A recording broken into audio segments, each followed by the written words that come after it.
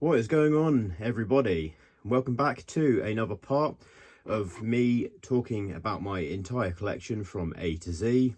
This is part 2, and like I said in the previous video, it's only in the last couple of years I've started collecting exclusively metal, so there'll be a lot of stuff in this video that isn't metal, but it will give you an interesting idea into the sort of timeline of my collecting history and how I've gotten to this point. So then, without further ado, we're going to start out this part of the series with Bong Ripper, with Satan Worshipping Doom. Now, this is one of my favourite sort of stoner doom metal records of all time. I think it's an incredibly heavy album. I think it features some of the largest, heaviest guitar tones on any music album I've ever heard. Absolute modern classic. Love that record. And then following on from that, we've got Bonobo with Migration. Now, this guy is a British electronic ambient music producer. This is really uplifting and pretty stuff that he does. Really like that album. And then I've also got I think this album's called Fragments. Yes, it is Fragments, and I think that was the last album that he did. Really good stuff as well.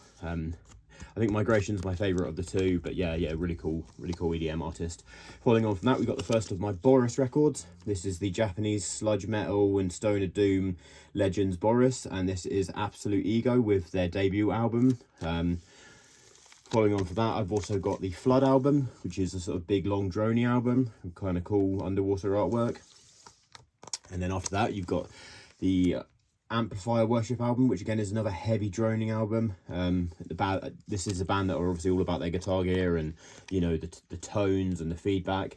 Following on from that, you've got Boris at Last, Feedbacker, which is my favourite Boris record. It's just one big long track, and the central guitar solo on that is one of my favourite guitar solos of all time. Water is a genius player. And then on from that, you've got the iconic double album, Pink, which again features some sort of shorter tracks, some sort of like shorter punky sludgy tracks, but also some nice drony tracks. Really great expansive thing with really cool album artwork as well. And then I've got parts 1 and 2, so this is like a double album, but they were released separately. You've got Love and Evil. So yeah, these were, I think they came out in the 2010s, earlier 2010s, Love and Evil, sort of forming two parts of the same project. And then following on from that, I've got the last Boris record, which is No, which is quite heavy, you know, quite like hardcore for their sound, and it's a really solid record. I've also got the collaborative record that they did with Ian Axbury as well, which is really cool, and I love the artwork on that one as well. So then following on from that, I've got this album that's out on Impulse. This is Brandy Younger with Somewhere Different. Now, Brandy Younger she's a harp player, but also incorporates these sort of cool modern hip-hop beats and creates this really cool fusion. So it's, you know, just a really nice contemporary jazz fusion album. Following on from that, we've got the Mighty Brodequin with their most recent album, Harbinger of Woe. Caught these guys live last year. They're absolutely fantastic. They're nowadays one of my favourite brutal death metal bands. I want to get more from them on vinyl.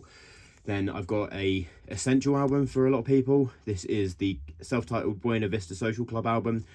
Latin, Cuban, folk, jazz records. This is just absolutely fantastic, iconic. You know, it's just produced phenomenally. The musicians that took part on this project were excellent, and you know, I love listening to this. It's a really great sounding record, and it just transports me. It makes me feel like I'm sat in a sort of cigar bar in Cuba, you know, with a bloody mojito or something. Following on from that, we've got the iconic Untrue by Burial. Now, this is the London, I think was based in London, or is based in London, but this is his sort of breakout album. This was really influential to the shape of modern electronic music and UK hip-hop. Following on from that, we've got Birdsum with Hivis Lyset Taos. One of my favourite, if not my favourite, straight black metal album of all time. Just absolutely iconic, chilling, really influential in the genre. Obviously, Varg's a bit of a dickhead, but I just care about music. So yeah, absolutely essential black metal listening. Following on from that, I've got Butterfly Child with Onomatopoeia. These are a sort of alternative experimental rock group. And then on from that, I've got Caligula's Horse out of Australia. This is their album In Contact. Absolutely amazing progressive rock and metal album. Vocals are phenomenal, guitar playing's phenomenal. They're just a really talented band. That's an amazing album. And then after that, I've got Can, the legendary experimental progressive krautrock band with their album Future Days. Can are just an amazing band, and that is a great record. After that one, I've got Cannonball Adderley with Something Else, and that is on Blue Note. So it's a classic, obviously features Miles Davis, Art Blakey, you know, some other big names there. After that, I've got Safe as Milk, which is the Captain Beefheart album. Obviously, legendary experimental bluegrass blues rock artist Captain Beefheart, and that is followed by the iconic sort of classic, sort of counterintuitive classic Trout Mask replica that was, you know, really groundbreaking for the time with its extremely experimental songwriting that just sounds like it sounds on the surface like garbage, but it's actually really intelligent and addictive once you get into it. That's followed by Carcass with their legendary Melodeath classic Heartwork. Again, an essential Melodeath album, an essential extreme metal album. I saw these guys live. They're legendary for a reason. Most of their material is just phenomenal, and that was a really turning point in their career. Again, I also have the sort of Return to Form album that came out. This is Surgical Steel. Kind of follows on from the sort of style that they laid out with Heartwork. But yeah, it was a really strong return album, sort of comeback album. And then following on from that, I've got Carole King's iconic album, Americana Folk. This is Tapestry. Really, really influential stuff on this to sort of the scope of a lot of modern popular music.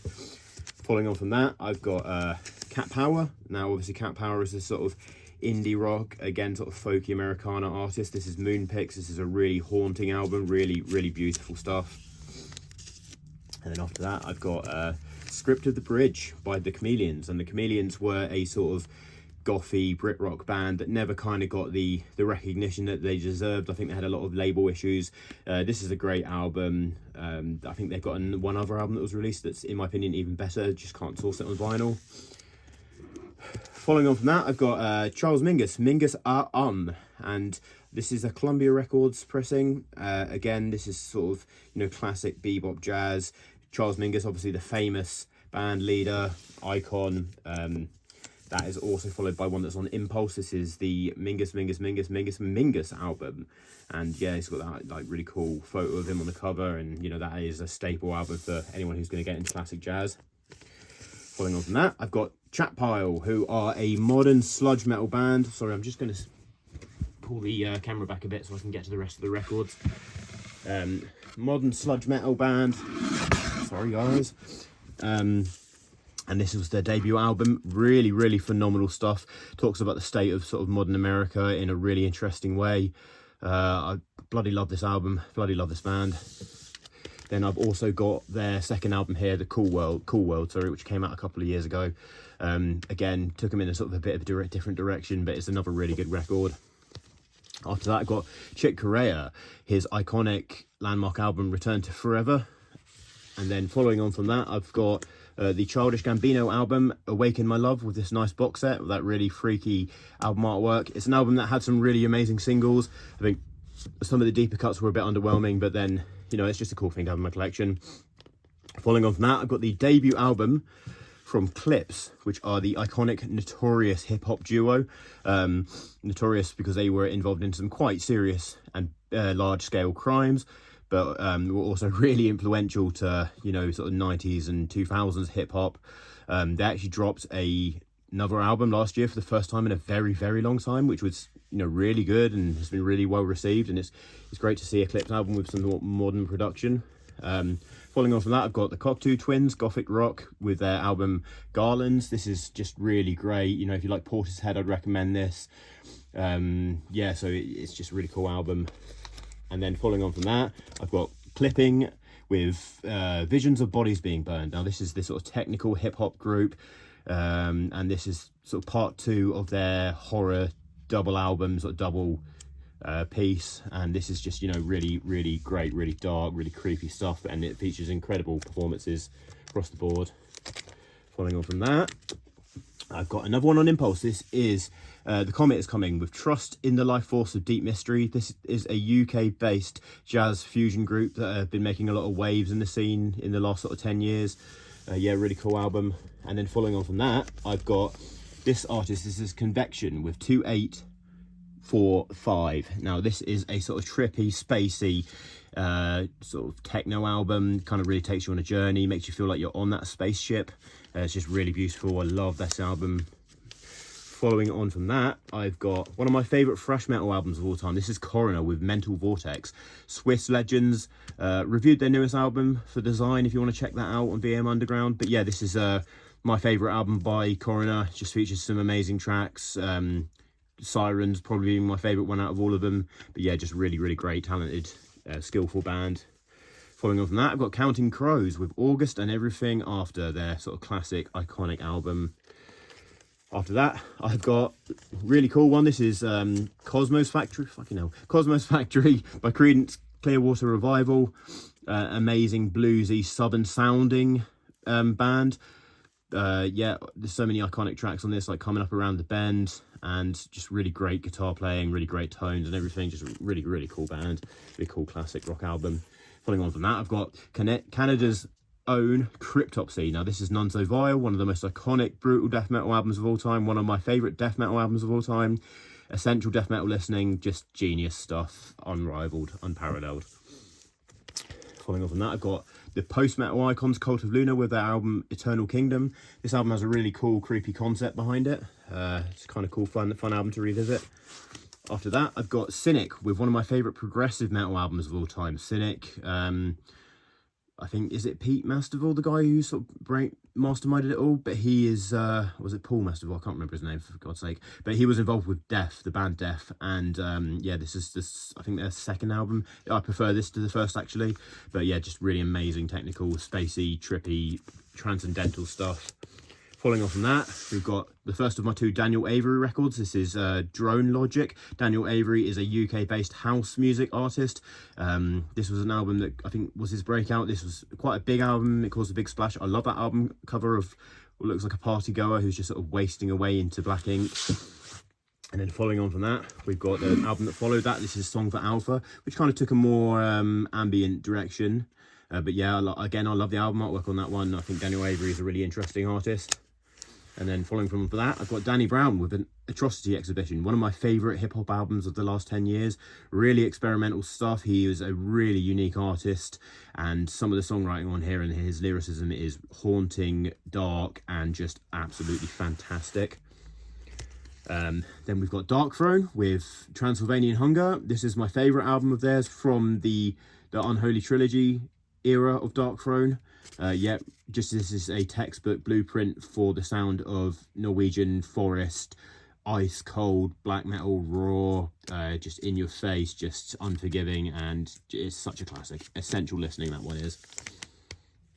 Following on from that, we've got Daughters with You Will Not Get What You Want. Amazing industrial album, industrial metal and sort of noise rock album that came out in the 2010s. Really, really great from a musical standpoint. It kind of has a bit of a sting when you listen to it now, because obviously all of the allegations that have come out about the vocalist Jesse Leach. He's obviously a monster, but I'm not going to take that away from the music. The music itself is really good. And then after that, we've got the first of my 3 Bowie albums. So this is Station to Station. Love this album. I think his singing on it is really good. I also remember that he apparently did so much cocaine during the recording of this album that he later on in life couldn't even remember it. Somehow he managed to live to, you know, another day and record a lot more music. This is my favourite Bowie album. This is Low.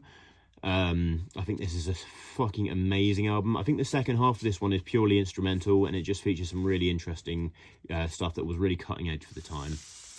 And then following on from that, we've got the final Bowie album, which is Black Star, which was released, and then I believe 3 days later it was announced that he'd passed away. So what a badass way to go. And this is sort of dark, techno, poppy, and it for me is a top 3 Bowie album, which is really saying something considering, you know, the quality of his discography. Following on from that, we've got this ECM classic. This is the Dave Holland Quartet with Conference of the Birds. Amazing sort of experimental jazz. And then following on from that, we've got Dawn with their first album. I'm not going to try pronouncing that again, but yeah, this is sort of folky, gothic, black metal. Really, really beautiful stuff. I'm really hoping I can get Slaughter Sun, which is the other album that they did. If you just bear with me 1 second. Okay, cool. Okay, after that, we've got De La Soul with their 1989 album 3 Feet High and Rising. This is a really colourful, really fun hip-hop album from the golden era. De La Soul are a legendary group. If you've never listened to them before, you may know them from their frequent collaborations with Damon Albarn's project Gorillaz. But yeah, this is just a really, really cool album, and I waited ages to get this on vinyl and finally got it. So yeah, I love having that in the collection. Following on from that, we've got the first of my entire catalogue of Def full length albums. And this is Scream Bloody Gore, the iconic debut that's one of the most influential death metal albums of all time.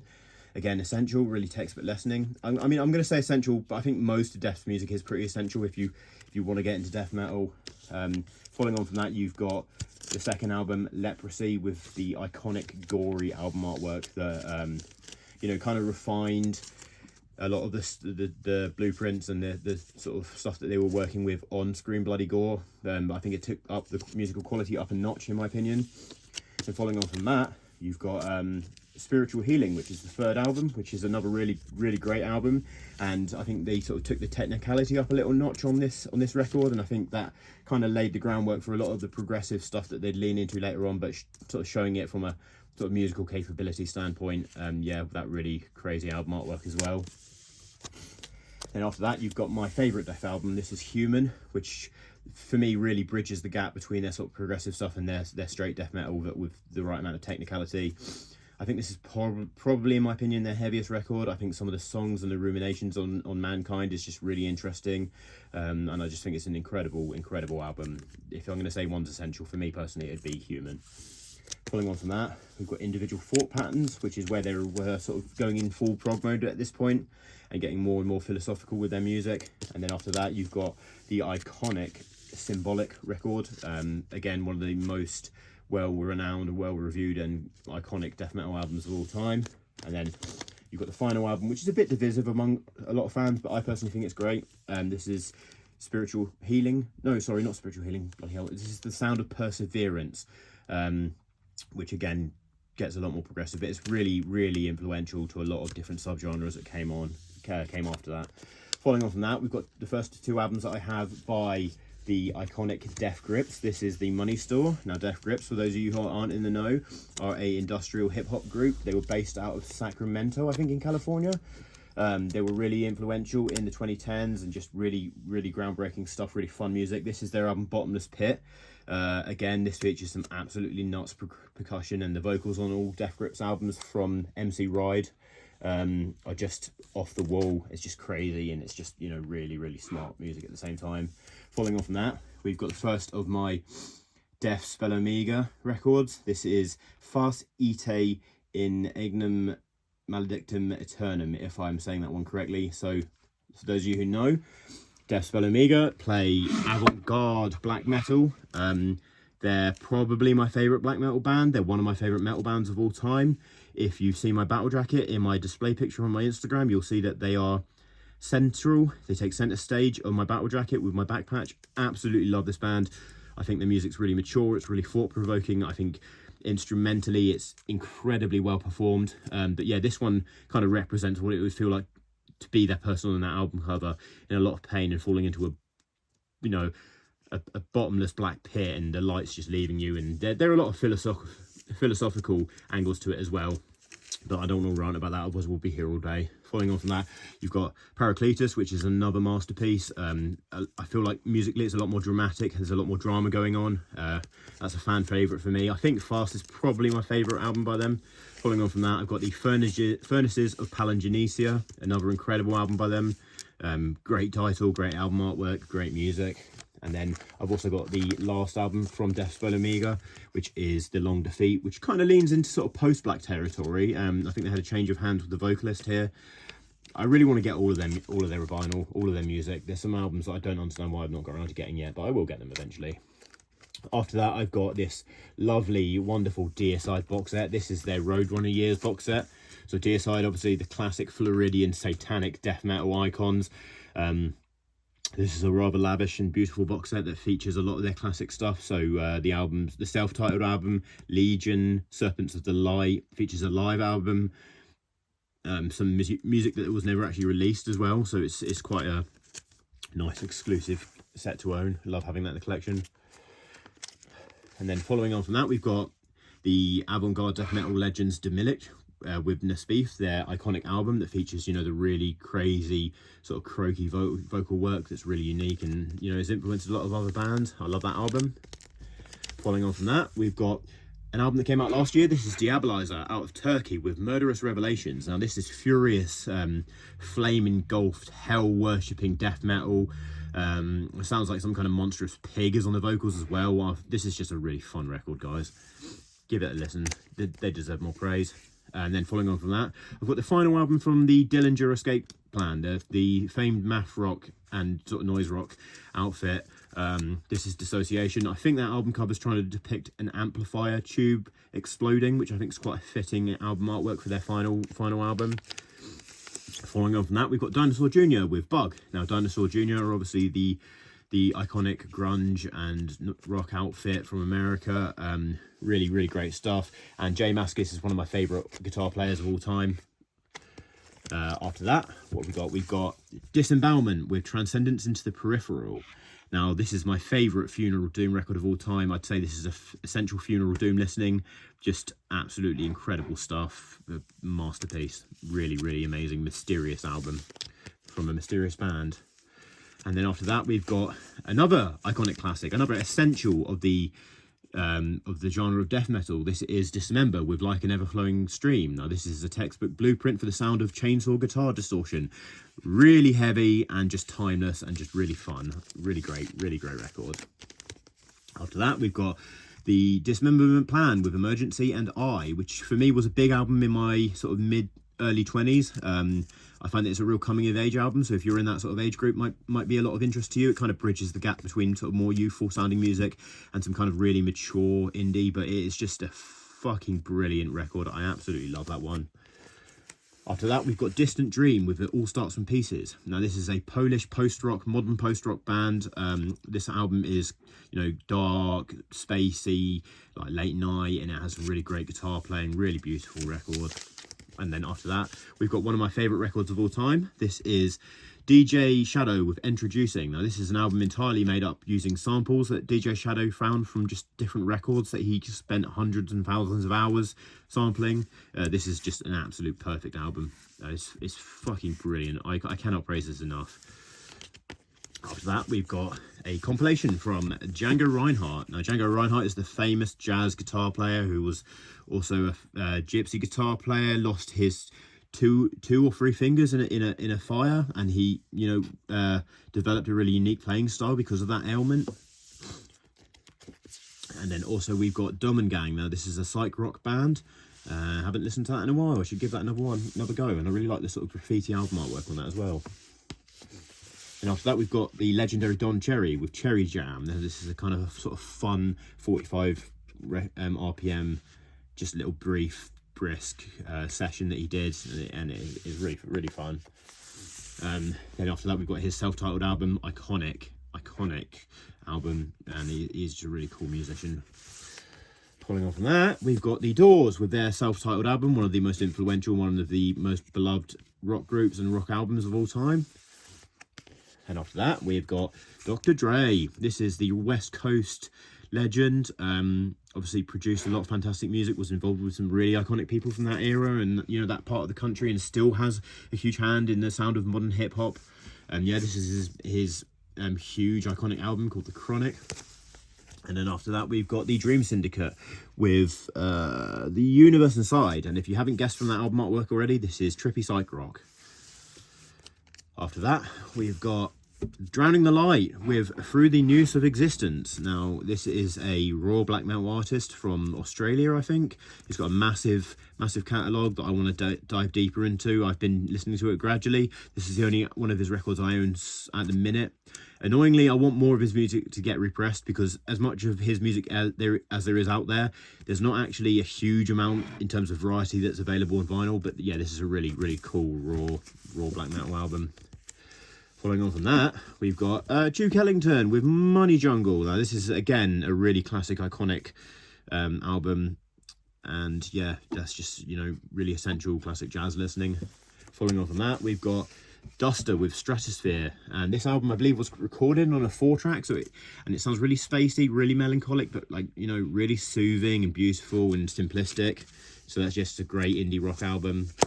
And after that we've got Eagle's Nest with Purification. Now this is a sort of raw, kind of marchy sounding black metal album that came out from last year. And then after that we've got the Eagles, Hotel California, and this was just one I got in my early days of getting vinyl because it just felt like an essential to have.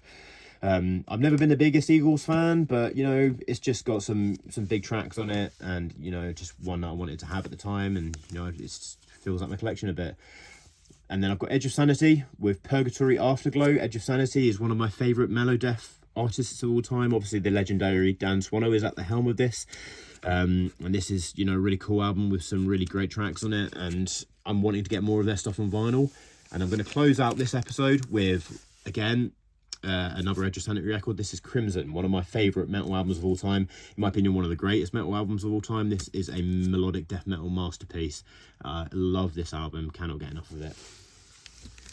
And I'll just close out the video by showing you my massive Crimson flag that I have up on my wall. Okay guys, as always, stay brutal and stay tuned for the next episode where I'm going to be talking A to Z about my whole collection. See ya.